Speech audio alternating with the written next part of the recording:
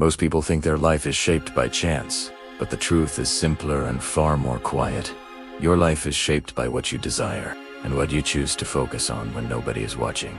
If you don't control those two forces, something else will. Today, we're going to change that. We're returning toward the forces that build or break the life you're trying to create. Focus and desire. They seem simple on the surface, but beneath them lies the blueprint of your entire future. Focus determines what you give your life to. Desire determines why you give it. Together, they form the silent architecture of attention, the inner structure that holds your ambitions in place. Throughout history, some of the greatest minds have warned us.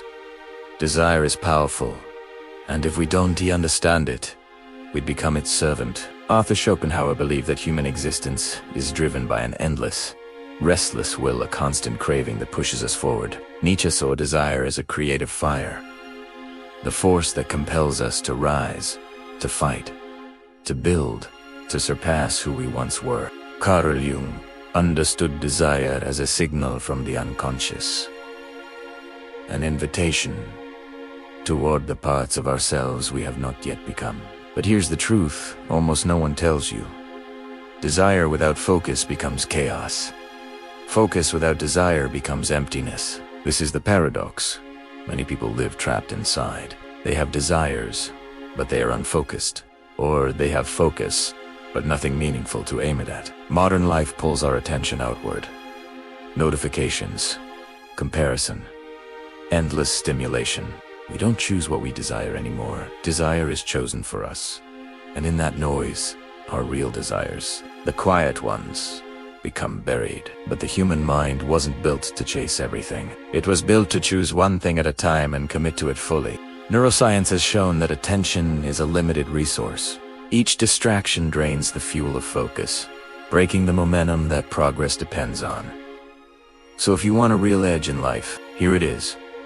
Focus itself is a superpower, and desire is the compass that directs it. But you must learn to separate manufactured desire from authentic desire. Manufactured desires are loud. They come from the world around you. Status, attention, imitation. They burn fast and fade quickly. Authentic desires are quiet.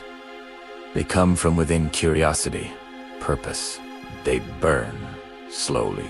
You already know what your authentic desires are. They are the things you return to again and again, even after drifting away. The things that don't leave you alone. The dreams you rarely say out loud because they feel too important, too vulnerable, too real. Once you begin to honor those desires, your focus begins to shift naturally. Because focus is not just discipline, it's devotion, returning again and again to the thing that matters. Psychologist Mihaly Csikszentmihalyi, in his research on flow, discovered that the mind reaches peak performance when immersed in something both challenging and meaningful. In other words, your mind works best when your desire and your focus align. The Stoics also understood this. Marcus Aurelius wrote that the quality of your life is determined by the quality of the things your mind dwells on. In silence, your attention becomes your character. Your focus becomes your identity. And this is why so few people ever become what they dream of. They never learn to direct their desire, and they never learn to protect their focus. But the moment you do, your life begins to change. Things become clearer. Your priorities sharpen. What once felt overwhelming becomes manageable. What once felt impossible becomes inevitable. Not because the world becomes easier, but because you become stronger. And this is the real purpose of built-in silence. Not to shout motivation into your face, not to hype you into temporary action, but to help you understand yourself deeply enough that you don't need noise to grow.